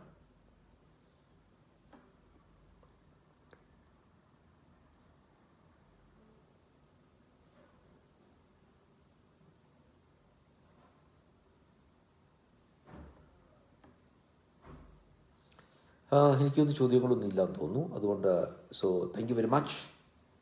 ഈ ചർച്ച സംഘടിപ്പിച്ച സംഘാടകർക്കും ഈ ഗ്രൂപ്പിനും ഇതിനകത്ത് വന്ന് ഇത്രയും സമയം ഇരുന്ന ആൾക്കാർക്കും എല്ലാം നന്ദി പറയുകയാണ്. I wish you happiness. ജീവിച്ചിരിക്കുക എന്ന് പറഞ്ഞാൽ വലിയ അത്ഭുതമല്ലേ കൊറോണ കാലത്ത്. അപ്പോൾ നമുക്ക് ദൈവത്തോട് നന്ദി പറയാം. നമ്മളെ ട്രീറ്റ് ചെയ്യുന്ന ഡോക്ടർമാരോട് നന്ദി അറിയാം. നമ്മളെന്ത് കടപ്പെട്ടവരാ. ഞാനൊക്കെ കഴിഞ്ഞ മാസം ചത്തുപോകേണ്ടതല്ലായിരുന്നു. ജീവിച്ചിരിക്കുക എന്ന് പറഞ്ഞാൽ എന്തോ ഒരു അത്ഭുതമാണ്. അപ്പോൾ ലെറ്റ്സ് ബി ഹാപ്പി. ഓരോ ദിവസവും രാവിലെ എഴുന്നേൽക്കുമ്പോൾ ഒന്ന് ചിരിച്ചിട്ടൊന്ന് നന്ദി പറയുക. ആരോടൊക്കെയാണോയെന്ന് എനിക്കറിഞ്ഞുകൂടാ. വിശ്വാസിയാണ് ദൈവത്തിനോട് പറയാം, അല്ലെങ്കിൽ ഈ ഭൂലോകത്തോട് പറയാം അല്ലേ? Isn't it? So to be alive is a miracle. ജീവിച്ചിരിക്കുക എന്ന് പറഞ്ഞാൽ വലിയൊരു അത്ഭുതമാണ്. അപ്പോൾ നമുക്ക് ഓരോ നിമിഷവും ഒന്നും കളയാൻ പറ്റില്ല കേട്ടോ. Let's use it properly. നല്ലോണം ഉപയോഗിക്കുക. നമ്മുടെ കുടുംബത്തിൽ സമയം കൊടുക്കുക, കുട്ടികളോട് സമയം കൊടുക്കുക. ഓക്കെ. അപ്പോൾ സൈബർ പോരാളി ഗ്രൂപ്പ് എനിക്കിഷ്ടമുള്ള കാര്യമാണ്. കാരണം ഒരു കാലത്ത് ഞാൻ ഇന്ത്യയുടെ IT മന്ത്രി കൂടിയായിരുന്നു കുറച്ച് കാലത്ത്. അതുകൊണ്ട് ഐ ലൈക്ക് ദിസ് വേർഡ്. നമുക്ക് വേറെ ദിവസം ഈ സൈബർ വാർഫെയറിനെ പറ്റി ഒരു ദിവസം ഒന്ന് ചർച്ച ചെയ്യുന്നത്. It's A good topic also. So thank you very much. നന്ദി, നമസ്കാരം, ഗുഡ് നൈറ്റ്.